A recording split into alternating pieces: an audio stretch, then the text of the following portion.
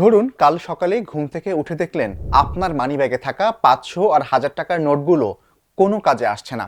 দোকানদার নিচ্ছে না, ব্যাংকেও লাইন, সবাই ছুটছেন টাকাগুলো বদলাতে। শুনতে অবিশ্বাস্য লাগলেও পৃথিবীর অনেক দেশেই এটা সত্যিই ঘটেছে। আর এখন বাংলাদেশের সংসদে উঠেছে এমনই এক প্রস্তাব, 500 ও 1000 টাকার নোট বাতিলের প্রস্তাব। কেন এমন প্রস্তাব আসে আর বাস্তবে কি ঘটে, আজকের পর্বে সেটাই বুঝবো। ত্রয়োদশ জাতীয় সংসদের দ্বিতীয় অধিবেশনে 500 ও 1000 টাকার নোট বাতিলের প্রস্তাবটি করেন বিএনপি দলীয় সংসদ সদস্য এএমএম মাহবুব উদ্দিন খোকন। তার বক্তব্যের একটি অংশ শুনে আসা যাক। নগদ টাকা ঘরে, যেহেতু ব্যাংকের মানুষ আস্থা নাই, নগদ টাকা ঘরে, এবং যারা স্বৈরাচার ছিল টাকাটা তারা গোছের নগদ টাকা ফেলে চলে গেছে এবং ঘরে ঘর টাকা আছে, ব্যাংকে রাখে না মানুষ। আমরা 500 টাকা 1000 টাকার নোটা আমরা ব্যান করে দিই না। 2 মাসের মধ্যে টাকা জমা দিতে বলি, লিগাল করতে পারবে। যদি ট্যাক্স ফাইলের টাকা না থাকে 20% টাকা দিয়ে লিগাল করবে। দেখা যাচ্ছে আমার বাজার ঘাটতে ফিল আপ হয়ে যাবে, 2 লক্ষ 2.5 লাখ প্রায় ব্যাংকের টাকা পর লিগাল হয়ে যাবে টাকাটা, এবং সেটা আপনার ইনভেস্টমেন্ট হবে, মানে ইকোনমিক হুইল ঘুরবে। এই প্রস্তাব শুনে স্বাভাবিকভাবেই প্রশ্ন জাগে, একটা দেশের সরকার কেন হঠাৎ করে চালু থাকা টাকা বাতিল করার কথা ভাবে? অর্থনীতিবিদরা বলছেন একটি দেশের সরকার বা কেন্দ্রীয় ব্যাংক মূলত 4টি কারণে নোট বাতিলের সিদ্ধান্ত নেয়। প্রথম কারণ কালো টাকা নিয়ন্ত্রণ। সহজ ভাষায় কালো টাকা মানে এমন অর্থ যার ওপর আয়কর দেওয়া হয়নি বা যেটার হিসাব সরকারের খাতায় নেই। দ্বিতীয় কারণ জাল নোট ঠেকানো। বাংলাদেশ স্বাধীন হওয়ার পর সারা দেশে জাল টাকার দৌরাত্ম্য বেড়ে গিয়েছিল। সেটা নিয়ন্ত্রণে আনতে 1973 সালে তৎকালীন সরকার জলছাপবিহীন একাধিক ব্যাংকনোট বাতিল করেছিল। তৃতীয় কারণ দুর্নীতি ও সন্ত্রাসে অর্থায়ন বন্ধ করা। বিশ্বের অনেক দেশেই এই উদ্দেশ্যে নোট বাতিলের নজির আছে। 2016 সালে ভারত সরকার যে 500 ও 1000 রুপির নোট বাতিল করেছিল, তার পেছনেও এই দুটি কারণ কাজ করছিল। চতুর্থ কারণ রাজনৈতিক বা অর্থনৈতিক ব্যবস্থার বড় পরিবর্তন। কোনো দেশে শাসন ব্যবস্থা বদলে গেলে অনেক সময় আগের মুদ্রা বাতিল করে নতুন মুদ্রা চালু করা হয়। এসব ক্ষেত্রে সাধারণত পুরনো নোট ব্যাংকে জমা দেওয়ার জন্য একটি নির্দিষ্ট সময় বেঁধে দেওয়া হয়, আর সেই সময়ের মধ্যেই মানুষ যখন টাকা জমা দেয় তখন দুটো জিনিস ঘটে। অর্থনীতিবিদ ডক্টর মুস্তফা কে মুজেরি বিবিসি বাংলাকে বলেছেন, এর ফলে ব্যাংকে তারল্য বাড়ার পাশাপাশি সরকারের আয়কর সংগ্রহের হারও বেড়ে যায়। এখন প্রশ্ন হলো, এই পদ্ধতিতে কি আসলেই সুফল মেলে?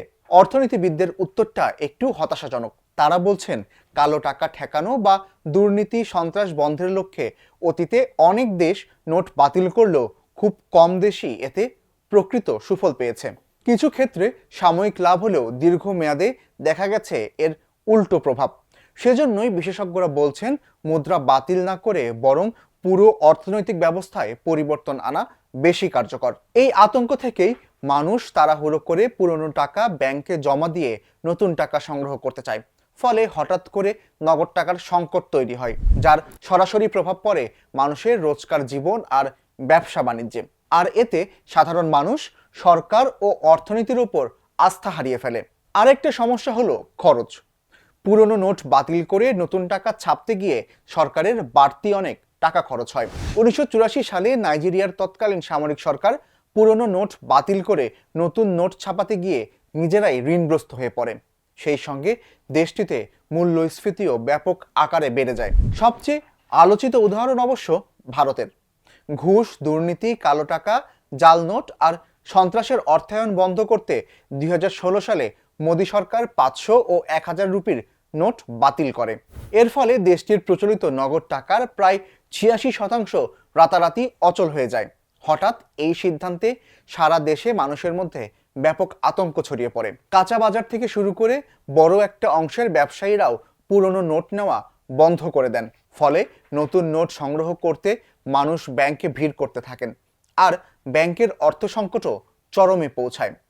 পরিস্থিতি সামাল দিতে কয়েক মাস ধরে দিনরাত নতুন নোট ছাপিয়ে বিমান বাহিনীর সাহায্যে বিভিন্ন রাজ্যে পাঠাতে হয়েছিল। ভারতীয় অর্থনীতিবিদ প্রসেনজিৎ বসু 2017 সালে বিবিসি বাংলাকে দেওয়া এক সাক্ষাৎকারে বলেছিলেন, নতুন নোট ছাপিয়ে বিতরণে আগের বছরের তুলনায় সরকারের 4,500 কোটি টাকা বাড়তি খরচ হয়েছিল। মানুষ যখন তাড়াহুড়ো করে নতুন নোট ব্যাংকে জমা দেন, তখন ব্যাংকের আমানত হঠাৎ অনেক বেড়ে যায়। এতে রিজার্ভ ব্যাংকে অনেক ব্যাংকগুলোকে প্রায় 18,000 কোটি টাকা সুদ দিতে হয়েছিল। তাহলে আসল লক্ষ্য কালো টাকা উদ্ধার কতটা পূরণ হলো? ভারতের রিজার্ভ ব্যাংকের তথ্য বলছে, বাতিল হওয়া নোটের প্রায় 99% শেষ পর্যন্ত ব্যাংকে ফিরে এসেছে। অর্থাৎ যাদের কাছে কালো টাকা ছিল তাদের প্রায় সবাই কোনো না কোনোভাবে সেটা ব্যাংকে ঢুকিয়ে ফেলতে পেরেছেন। ফলে নোট বাতিলের আসল উদ্দেশ্য কালো টাকা ধরা, সেটা নিয়ে বড় প্রশ্ন উঠে যায়। তাহলে দেখা যাচ্ছে নোট বাতিলের পেছনের উদ্দেশ্য যত ভালোই হোক না কেন, বাস্তবে এর প্রভাব অনেক সময় উল্টো হয়ে দাঁড়ায়। সাধারণ মানুষের ভোগান্তি বাড়ে, সরকারের খরচ বাড়ে, আর যে কালো টাকা ধরার কথা সেটাও পুরোপুরি ধরা পড়ে না। তাই বাংলাদেশের সংসদে ওঠা এই প্রস্তাব নিয়ে আলোচনা যখন চলছে, তখন একটাই প্রশ্ন, অতীতের এই অভিজ্ঞতা থেকে আমরা কি শিখছি? এই বিষয়ে আপনার মতামত কি, কমেন্ট জানাতে পারেন। আজকের মতো এখানেই শেষ করছি।